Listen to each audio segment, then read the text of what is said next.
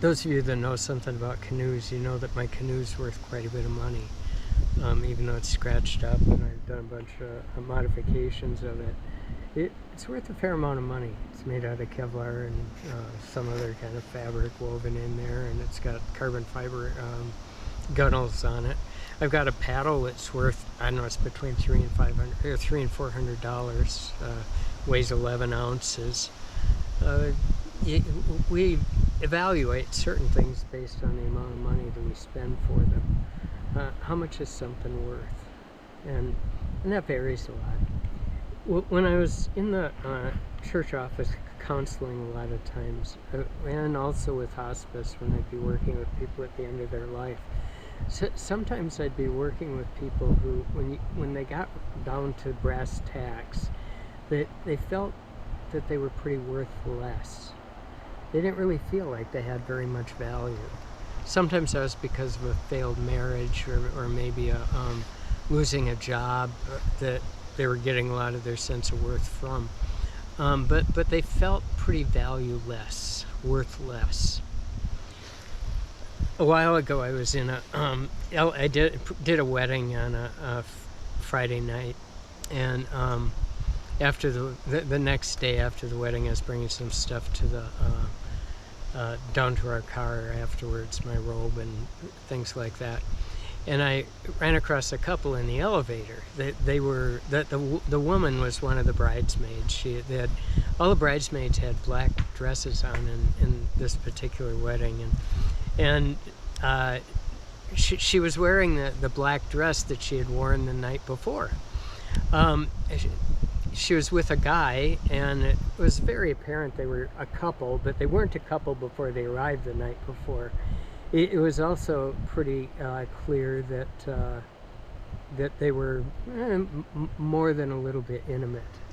As we waited, they were chatting with each other and didn't recognize me at first. And she said to him, "I got to get out of this dress." And the guy asked, "Well, why? Is it uncomfortable?"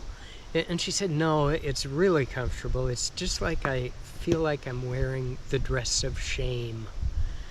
The dress of shame. It became immediately apparent she was heading from his room where she'd spent the night back to her own room, and her comment, "It's my dress of shame," was meant as a joke, of course, and she said it quite matter-of-factly. And I assume from the nonchalant manner of the comment that comment is not unique to her.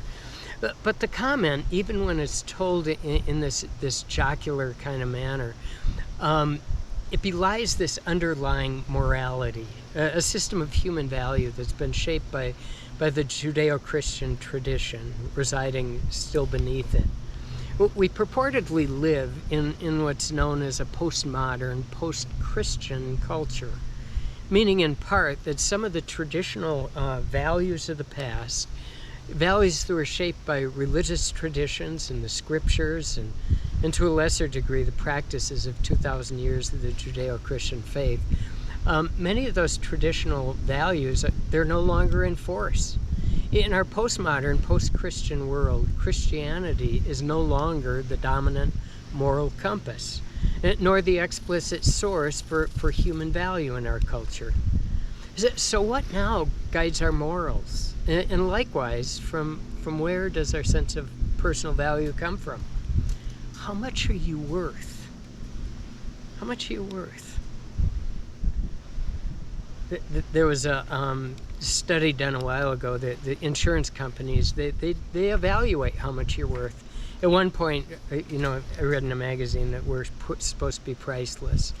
However, you're hard-pressed to find that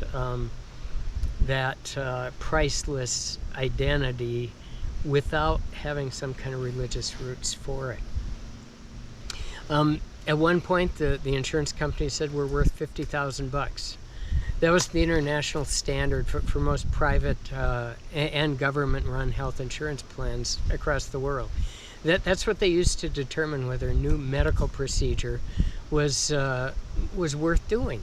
To make the treatment worth its cost, it had to guarantee 1 year of quality life for $50,000 or less. Now they've upped those numbers; they were far too low. It's more like 250,000 now, or 150,000. Sorry. But there's the society's price tags on a person. It depends on who they are and where they are.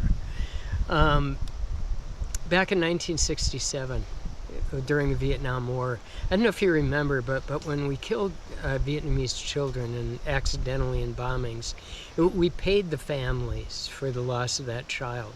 How much did we pay? Back then we paid $33. 33 bucks.